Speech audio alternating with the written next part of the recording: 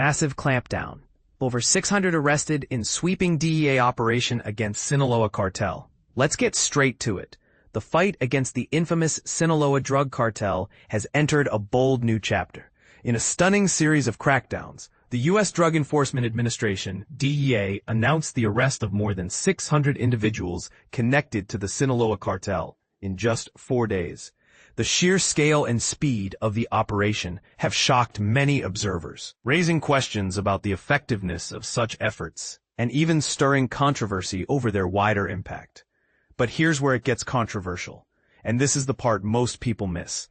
Between August 25 and August 29, DEA agents from 23 field divisions across the United States, as well as units in 7 foreign regions, launched synchronized operations.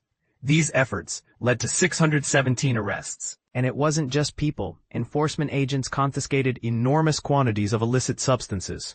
Around 480 kilograms of fentanyl powder, approximately 2,200 kilograms of methamphetamine, 7,500 kilograms of cocaine, 16 kilograms of heroin, and over 700,000 fake pills.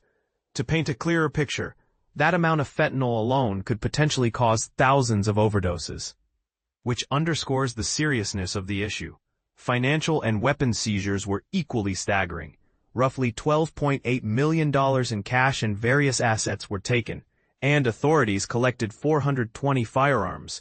According to the DEA, this was a coordinated display of muscle, designed to highlight the agency's commitment to protecting Americans from the harms of these vast drug networks.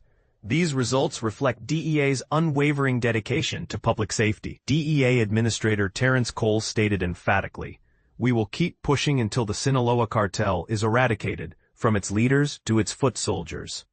What's even more contentious is the broader context. In February, President Trump classified 8 major drug cartels, including the Sinaloa Group, as terrorist organizations. This dramatic designation, which some critics see as a political gesture, marks a shift in federal enforcement strategy. The Sinaloa Cartel, recognized as the largest drug trafficking organization in the world, is chiefly based in Mexico.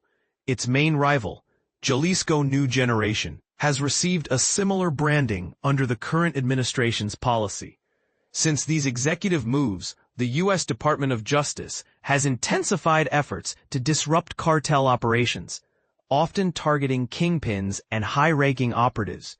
For example, last month Ismael Mayo Zambada Garcia, a legendary founder of the Sinaloa Cartel, pleaded guilty to federal charges including drug trafficking, money laundering, and firearms offenses. Prosecutors allege Zambada and his associates orchestrated the distribution of heroin, cocaine, fentanyl, and other deadly drugs across America's heartland.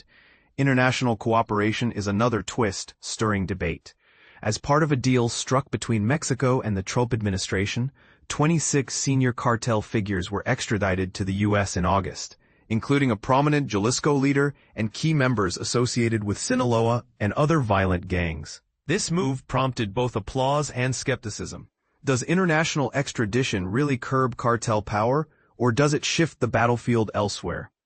Presently, the DEA identifies the Sinaloa Cartel as a significant menace to American society, not only in terms of crime, but also public health and national security. The cartel boasts tens of thousands of members, associates, and operatives scattered in at least 40 countries, orchestrating vast production, distribution, and trafficking networks for synthetic, and frequently lethal, drugs. And this is the part that sparks heated debate.